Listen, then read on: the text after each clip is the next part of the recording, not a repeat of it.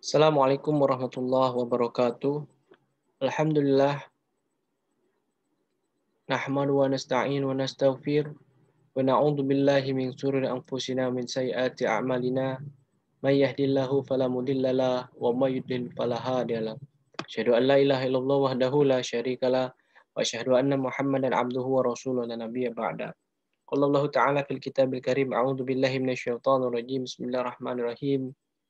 Ya ayyuhallazina amanu la ta'kulu amwalakum bainakum bil batil illa an takuna tijarah antara minkum wa la taqtulu anfusakum innallaha kana bikum rahima. Alhamdulillah segala puji bagi Allah, pada hari ini kita bisa bertatap muka melalui daring online pada mata kuliah kewirausahaan. Insyaallah Allah Subhanahu wa taala senantiasa memberikan kita kekuatan untuk senantiasa menjalankan perintahnya dan menjauhi segala larangannya. Salam salam mari kita curahkan kepada uswatun hasanah kita Nabiullah Muhammad sallallahu alaihi wasallam. Allahumma shalli wa sallim wa barik alaihi. Berikut kepada keluarga, sahabat dan para pengikutnya setia hingga akhir zaman. Mudah-mudahan kita senantiasa mengamalkan sunnah-sunnah beliau dan insya Allah kita akan mendapatkan ganjaran yakni mendapat syafaat di yaumil qiyamah. Amin ya rabbal alamin. Mari kita buka perkuliahan kita pada hari ini dengan melaksanakan lapas basmalah. Bismillahirrahmanirrahim. Kita masuk pada materi perkuliahan kita. Sebenarnya pertemuan keempat ya, ini bukan ke-10. Yang benar adalah pertemuan keempat tentang bisnis waralaba atau franchising. Mungkin sudah pernah mendengar selama ini tentang apa itu franchising atau sudah pernah terlintas dalam pikiran franchising itu mungkin produk dari luar atau seperti apa ya. Mungkin kalau saya contohkan produk-produk luar yang sudah masuk ke Indonesia, franchise bentuknya adalah misalkan KFC, kemudian McDonald. Nah, ini produk-produk non-muslim semua, tapi dia bisa franchise ke Indonesia, bisa membuka cabang ke Indonesia. Ini akan kita analisis kenapa bisa seperti itu. Apakah ada perusahaan Indonesia yang bisa buka franchise di luar negeri? Nah, itu akan kita analisis ke depan, insya Allah. Baiklah, langsung saja kita akan masuk pada materi ini tentang definisi atau pengertian dari franchise itu sendiri. Bahwa sebelumnya kita harus memiliki pemikiran, strategi atau ide dalam hal membuka usaha, membuka bisnis. Apakah kita mau caranya mulai dari nol, jadi kita buka sendiri, merintis sendiri, starting ya bahasa Inggrisnya, atau kita membeli perusahaan atau mengakuisisi perusahaan mungkin sudah kolaps seperti ya. Nah, ini saya ceritakan contoh dari nomor 2 ini membeli perusahaan. Membeli ya, bukan punya saham, tapi membeli. Ini yang dilakukan oleh Khairul Tanjung, salah satu orang terkaya di Indonesia. Beliau membeli yang namanya Bank Mega. Pada saat itu, tahun 1998, tepatnya pada saat krisis moneter, seluruh perbankan itu mengalami kolaps atau bangkrut. Nah, ada satu perbankan yang nampaknya mati hidup segan mati pun tak mau, sehingga memang tidak ada nasabah lagi, tidak ada lagi debitur, kreditur seperti itu ya.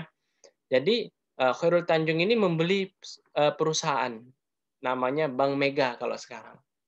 Nah, Bank Mega ini dari dulu dibelinya hanya kalau tidak salah Rp300 karena memang tidak ada harga seperti itu. Jadi beliau membeli perusahaan. Nah, ini luar biasa. Dan apa yang terjadi setelah beliau membeli, berjalannya waktu sampai sekarang 2020 ya. Lebih kurang sudah 22 tahun Bank Mega sudah besar. Bahkan dia buka cabang nama unit syariah, yakni Bank Mega Syariah. Nah, ini contoh yang kedua. Atau yang ketiga. Ketiga adalah kerjasama atau waralaba. Kerjasama atau waralaba ini bentuknya nanti kalau dalam akadnya, akad musyarakah bisa, akad mudharabah juga bisa. Nah, tapi kalau secara perkuliahan kita hari ini, kita fokus waralabanya yakni franchise. Oke. Apa yang masuk franchise? Maksudnya adalah sebuah sistem pendistribusian barang atau jasa kepada pelanggan terakhir, di mana pemilik merek atau franchisor, jadi yang punya hak kekayaan intelektualnya itu satu orang misalkan. Jadi mendistribusikan barang dan jasa pihak A ke pihak terakhir Z misalkan seperti itu. Memberikan hak kepada individu atau perusahaan. Jadi bisa per orang, bisa perusahaan yang membeli sistem franchise ini.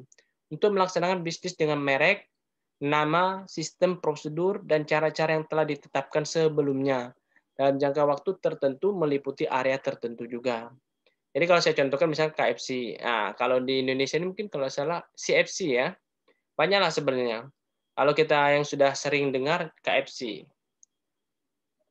Jadi KFC ini kalau dia buka franchise ke Indonesia, baik itu dari mereknya tetap KFC, namanya tetap King Fried Chicken, KFC. Yang kedua, sistem prosedurnya, cara-cara yang telah ditetapkan, misalkan menentukan quality control, rasa, dan lain-lainnya itu sudah ada formatnya, sudah ada prosedurnya. Jadi dia itu beli seluruhnya seperti itu kepada pihak A. Nah, jadi franchising ini dari pihak A yang punya, contohkan KFC pusat, misalkan di luar negeri, dia masuk ke Indonesia, barang dan jasa, sebenarnya jasa ini bisa digantikan. Tapi kalau barang juga sebenarnya bisa digantikan. Tapi secara SOP-nya barang dan jasa didistribusikan kepada pelanggan terakhir dengan merek, nama, sistem prosedur semuanya itu sama dengan yang pihak pertama seperti itu. Lanjut, kita akan masuk kepada unsur-unsur waralaba itu sendiri.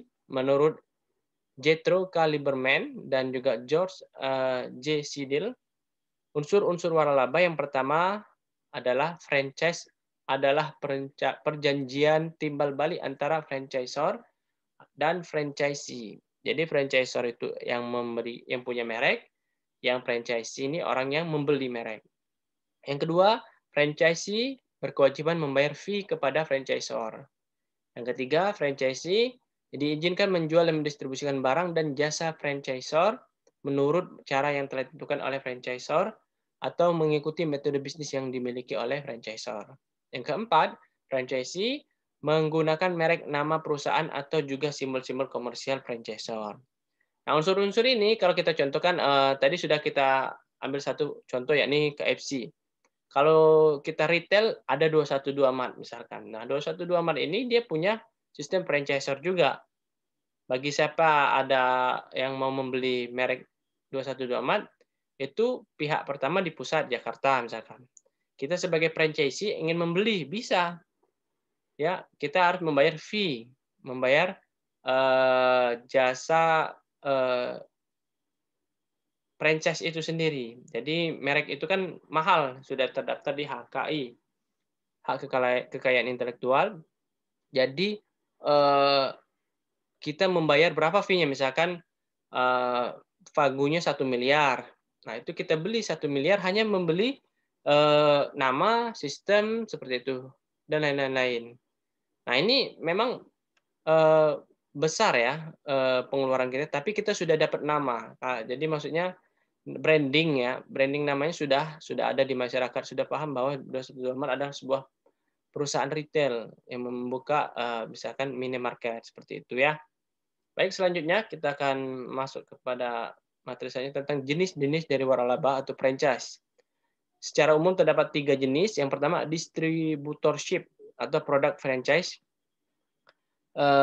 di mana bagian-bagiannya franchisor memberikan lisensi kepada franchisee untuk menjual barang-barang hasil produknya. Jadi cuma menjual lisensi. Yang kedua, pemberian lisensi bisa bersifat eksklusif ataupun non-eksklusif. Yang ketiga, lisensi bersifat eksklusif untuk memasarkan di suatu wilayah tertentu. Jadi jenis yang pertama distributorship atau produk franchise ini hanya memberikan lisensi. Lisensi ya kalau bahasanya memberikan izin merek, misalkan merek yang tadi saya contohkan 212 Mart. Nah, itu saja. Ini salah satu jenisnya. Yang kedua, chain style business, franchisee mengoperasikan suatu kegiatan bisnis dengan menggunakan nama franchisor. Tadi ini lebih kepada nama, hampir sama, branding. Sebagai imbalan penggunaan nama franchisor, maka franchisee harus mengikuti metode SOP, standar operational procedure, dan berada di bawah pengawasan franchisor. Jadi tetap diawasi. Yang ketiga, manufacturing and processing atau processing plants. Franchisor memberikan bahan-bahan serta tata cara pembuatan suatu produk. Nah, ini yang ketiga, ini yang agak lebih detail karena dia langsung kepada produknya. Ini produknya seperti ini cara membuatnya, quality control seperti ini dan lain-lain. Nah, ini yang ketiga. Yang selanjutnya pada bagian ini franchisee memproduksi dan kemudian memasarkan barang-barang tersebut sesuai dengan SOP dari franchisor. Jadi tentu memang harus ada aturan bagaimana cara mendistribusikan, memasarkan, itu semuanya diatur oleh franchisor atau pemilik waralaba tadi. Kalau kita ketahui di Indonesia ini, kita tinggal di bumi pertiwi ini ada 4 setidaknya dalam jenis waralaba. Yang pertama waralaba dengan sistem format bisnis, waralaba bagi keuntungan, waralaba kerjasama investasi, kemudian waralaba produk dan merek dagang. Nah, ini yang ditebal-tebal ini, yang di bold ini sistem format bisnis. Kalau sempat disampaikan sama siapa ya kemarin tentang sistem format bisnis ini lebih kurang tentang seperti MLM ya, marketing level multi level marketing. Nah, ini sistem formatnya. Atau yang keempat, yang paling sering ya, ini yang paling sering adalah waralaba produk dan merek dagang. Jadi beli merek dagang. Misal kalau sekarang nih kalau kita dengar sekarang lagi ngehits kopi atau Thai tea. Nah, Thai tea itu beli merek dagangnya tuh. Nah, ini yang selalu dilakukan di Indonesia paling sering itu waralaba produk atau merek dagang dan juga sistem format bisnis. Yang selanjutnya prosedur dan persyaratan menjadi mitra. Jadi kalau menurut cendekiawan ST Muharrem memberikan 19 komponen yang dijadikan dasar dalam pemilihan bisnis waralaba. Jadi persyaratan prosedurnya kalau kita mungkin berminat untuk menjadi seorang franchisor atau ingin membeli suatu perusahaan dengan konsep franchise, yang pertama jenis pekerjaan. Yang kedua pelatihan pendidikan khusus, yang ketiga jumlah karyawan, kemudian persyaratan inventorinya, kemudian ketahanan terhadap fluktuasi ekonomi, syarat modal dan untuk memulai tingkat pertumbuhan. Nah, yang pertama jenis pekerjaan. Harus dianalisis ya. Ini menjadikan dasar dalam pemilihan bisnis waralaba. Jadi kita harus setidaknya ada 19 komponen yang harus kita pelajari sehingga kita bisa memutuskan apakah layak ataupun berminat untuk mengambil keputusan membeli franchise kepada franchisor. Nah, dilihat jenis pekerjaannya apakah seperti apa seperti ya. Apakah berbentuk jasa kah ataukah berbentuk barang atau retail bahkan. Kemudian pelatihan pendidikan apakah ada? Kalau ada berarti ini sudah bagus berarti perusahaannya. Termasuk juga jumlah karyawan itu sendiri. Jadi kalau kita lihat kalau jumlah karyawan itu banyak berarti dia kan padat karya. Jadi dia membutuhkan banyak karyawan yang sehingga memang secara kebermanfaatan itu sangat baik. Kemudian yang keempat persyaratan inventory. Apa saja yang harus disiapkan dalam pemenuhan bahan baku. Kemudian yang kelima, ketahanan terhadap fluktuasi ekonomi. Apakah bisnis ini akan bertahan ketika seperti saat ini adalah di dalam masa pandemi COVID-19 ini? Nah, kalau dirasa memang ini bagus dan siap tidak akan terefek dari dampak pandemi, berarti bisnis bagus dan kita bisa menjadikan salah satu ini alasan kenapa kita harus memilih franchise ke satu perusahaan karena dalam kondisi apapun dia tetap bertahan. Nah, ini bagus. Misal kita bisnis tentang air misalkan. Air kalau misalkan orang tidak minum susah juga. Nah, ini bagus. Misalkan beras kan orang juga makan beras seperti itu. Jadi kebutuhan pokok lah seperti itu kalau memang mau lihat seperti itu. Yang selanjutnya adalah syarat modal untuk memulai. Nah, apakah ada pagu atau batas minimal menjadi mitra, menjadi seorang franchisee. Yang ketujuh, tingkat pertumbuhan. Ini bisa juga kita lihat tingkat pertumbuhan baik dari segi internal maupun eksternal, khususnya dalam segi finansial. Jadi, apakah omsetnya selalu meningkat setiap tahunnya? Nah, kalau meningkat itu menjadi dasar kita untuk memilih suatu perusahaan yang ingin kita ambil ataupun kita beli ini melalui franchise. Yang kedelapan, tingkat keuntungan dan kondisi keuangan. Nah, tadi sudah saya sampaikan, omset, kemudian laba ruginya, kondisi keuangannya fluktuatif atau tidak. Kalau dia stabil, bagus, keuntungannya terus meningkat, itu boleh menjadi referensi kita untuk membeli sebuah merek ya seperti ya. Yang ke-9 lama berada dalam bisnis. Sudah berapa tahun dalam proses pelaksanaan perbisnisannya itu. Ke-10 cakupan jaringan waralaba. Jadi ditanya juga, bisa kayak contoh tadi Tahiti, rasanya seluruh Indonesia mungkin sudah bisa membuka karena memang dengan budget yang kurang lebih tidak mahal dan jaringan waralaba yang juga tinggi bisa dibuka di seluruh apa namanya kalangan masyarakat, mau tingkat menengah, tinggi bahkan rendah, orang akan terjangkau dalam cakupan jaringannya. Yang ke-11 adalah posisi dalam industri. Posisi dalam industri maksudnya apakah ini termasuk kategori yang UMKM ya? UMKM itu usaha mikro, kecil, menengah, atau bahkan usaha besar. Nah ini harus diklasifikasikan yang mana masuk pada kategori mana. Yang ke-12, bantuan pemilihan lokasi. Pemilihan lokasi. Apakah ada bantuan dari pihak franchisor dalam memilih lokasi? Kalau ada lebih bagus karena memang kita sebagai pemodal yang ingin membeli franchise, membeli hak paten ataupun waralaba, kita harus tahu karena kita mungkin awam ya, tidak tahu apakah kita apakah tempat ini bagus ataukah tempat ini strategis atau tidak. Nah, ini kita tidak tahu. Tapi kalau misalkan dari seorang franchiser-nya atau perusahaan franchiser-nya itu bisa memberikan bantuan pemilihan lokasi, itu lebih bagus seperti itu ya. Kemudian selanjutnya fasilitas desain dan konstruksi. Nah, jadi fasilitas desain dan konstruksi ini penting, konstruksi ini karena kenapa?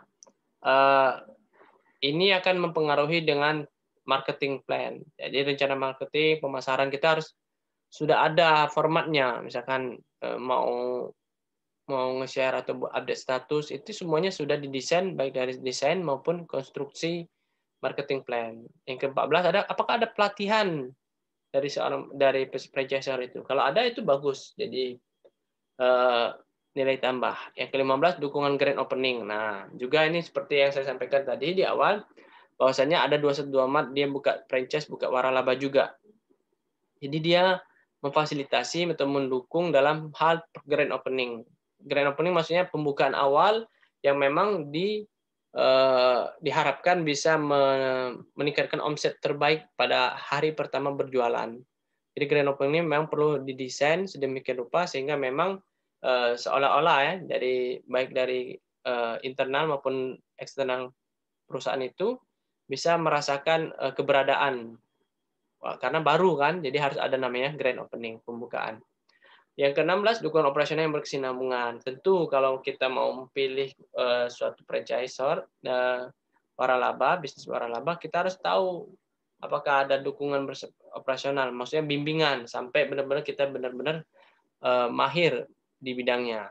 Yang ke-17 wilayah waralaba ya, eksklusif. Apakah ada wilayah-wilayah tertentu yang memang notabene kalangan menengah ke atas? Atau yang kedua, yang selanjutnya maksudnya franchise fee. Yang kita harus tahu juga berapa biaya franchise itu sendiri. Biasanya kan orang kalau jual hanya sekedar merek, tidak beruntuk produknya juga, itu bisa jadi 15% dari omset mereka ataupun penghasilan mereka. Jadi ada yang 5 juta sekali biaya beli nama saja.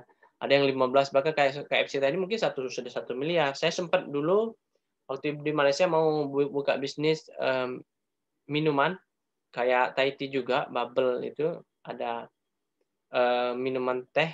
Itu pas kami tanya franchise itu 200.000 ringgit. Jadi kalau diduitkan rupiah itu bisa lebih kurang 700 juta atau hampir 1 M. Itu luar biasa karena memang bisnis itu sangat prospek dan memang banyak orang sudah tahu dengan bisnis itu. Nah ini franchise fee. Yang 19 pembiayaan sebuah waralaba. Apakah ada pembiayaan sebuah waralaba? Maksudnya juga ini berkenaan dengan keuangan, modal. Apakah ada pembiayaan dari segi seorang franchisor itu? Apakah bekerja sama dengan pihak bank syariah ataupun lembaga keuangan syariah lainnya? Sehingga bisa kita walaupun kita tidak ada modal, mungkin ada pembiayaan yang bisa membantu kita dalam hal membuka usaha waralaba ini. Ada 19 komponen yang harus kita ketahui ketika kita mau membuka suatu usaha waralaba. Kemudian beberapa pertimbangan yang lainnya, Yang pertama, nilai franchise fee umumnya bersifat non-refundable. Jadi sebenarnya kalau kita sudah memberikan kontrak ya, akad di awal membayar misalkan 5 juta. Jadi tidak bisa dikembalikan apapun alasannya. Mungkin setelah itu kita ada niat untuk tidak jadi untuk franchise, itu tidak bisa di-refund atau non-refundable. Tidak bisa dikembalikan. Jadi kalau sudah terbeli, ya sudah silakan dijalankan saja. Yang kedua, berapa nilai loss jika terjadi kerugian. Nah, ini perlu juga disampaikan kepada orang kita, misalkan seorang yang ingin membeli bisnis dengan konsep waralaba atau franchise. Ternyata pas ditanya, kalau misalkan suatu saat ada force major seperti sekarang, ada kebanjiran, kebakaran, apakah ada persentase atau interval nilai ketika kita rugi? Nah, ini kan perlu juga informasi dari itu. Yang ketiga maksudnya luas teritori juga, ini termasuk dengan cakupan wilayah tempat ya. Kemudian yang keempat, franchise agreement, kesepakatan franchise atau waralaba. Jadi dibuat kesepakatan seperti MOU, Memorandum of Understanding, tapi ini lebih spesifik franchise agreement. Jadi kesepakatan apa saja yang akan ditulis, baik dari pasal 1 sampai pasal selanjutnya sampai akhir, termasuk juga nama, merek, dan juga hak dan kewajiban yang harus dilakukan oleh seorang franchisee dan juga franchisor. Yang kelima, lokasi franchise. Nah, di mana? Ini harus dipertimbangkan juga. Dan terakhir, hard sell, penjualan keras. Maksudnya ini menjadi pertimbangan kalau kita mau membuka franchise, kita harus juga lihat apakah omsetnya kencang, bagus dalam sellingnya, salesnya bagus. Ini menjadi pertimbangan yang sangat sangat bagus seperti itu. Ini ada beberapa pertimbangan tambahan lainnya ya. Kemudian yang terakhir, tahapan dalam membeli usaha waralaba. Jadi kita harus memiliki setidaknya ada 6 tahapan. Yang pertama, identifikasi perusahaan waralaba, profil franchisor. Jadi misalkan kita mau beli 212 Mart. 212 Mart ini kan punya umat sebenarnya, tapi kita harus tahu dulu perusahaan ini dari mana, walaupun memang kita beli mereknya, ternyata dia harus memiliki anggota 100 orang. Jadi dibentuknya bentuk koperasi. Kemudian selanjutnya setelah kita identifikasi, pemiliknya tahu misalkan 100 orang harus. Kemudian alurnya, isi visi dan misi dari kenapa di-establish, didirikan perusahaan 212 ini misalkan. Itu dicari sedetail mungkin sehingga kita menjadi yakin dan percaya bahwa bisnis yang akan kita beli dengan konsep waralaba ini atau franchise ini, kita sudah tahu betul tentang apa saja plus minusnya. Yang kedua, analisis profit franchisor. Jadi juga ada yang namanya presentase kira-kira di tahun pertama berapa untungnya, di bulan pertama, mungkin triwulan, bahkan semester, dan setiap tahun annual report-nya, itu harus dianalisis dan diberitahukan. Kita harus tahu, oh ternyata mereka untungnya seperti ini dan lain-lain. Nah, jadi sebenarnya itu salah satu dari profil franchisor juga. Kita tahu mereka misalkan ini punya perusahaan individual, punya swasta misalkan. Kita juga harus tahu juga baik dari segi perusahaannya dan juga seorang owner-nya. Jadi harus kita analisis. Walaupun mereka punya untung besar, tapi kita harus mengetahui ya tentang profil dari pemilik franchisor itu. Kemudian studi komparasi, membandingkan misalkan ini market 212 Mart, ini apa kompetitornya, misalkan Indomaret atau Alfamart. Nah, itu dibandingkan. Kira-kira yang mana yang lebih maslahah secara duniawi dan ukhrawi. Nah, ini penting kalau kita mau beli bisnis waralaba. Yang keempat, kajian perjanjian dikaji sedemikian rupa sehingga memang perjanjian itu benar-benar tidak ada pihak yang dizolimi. Jadi antara dimingkum, jadi suka sama suka dalam hal pemenuhan kewajiban nanti yang dituangkan oleh perjanjian. Yang kelima, kontrak kerja waralaba. Ada yang 5 tahun, ada yang seumur hidup. Jadi kita bisa beli selama-lamanya, asalkan memang ada prosedur yang harus kita lewati, kita lakukan. Dan terakhir ada evaluasi. Setelah semuanya sudah, kita evaluasi, oke, ternyata screening semuanya itu bisa sesuai dengan harapan, maka tidak ada alasan kalau kita tidak berinvestasi atau membeli usaha itu. Jadi minimal ada 6 tahapan yang harus kita lakukan dalam membeli usaha waralaba. Mungkin itu yang dapat saya sampaikan. Terima kasih atas perhatian. Assalamualaikum warahmatullahi taala wabarakatuh.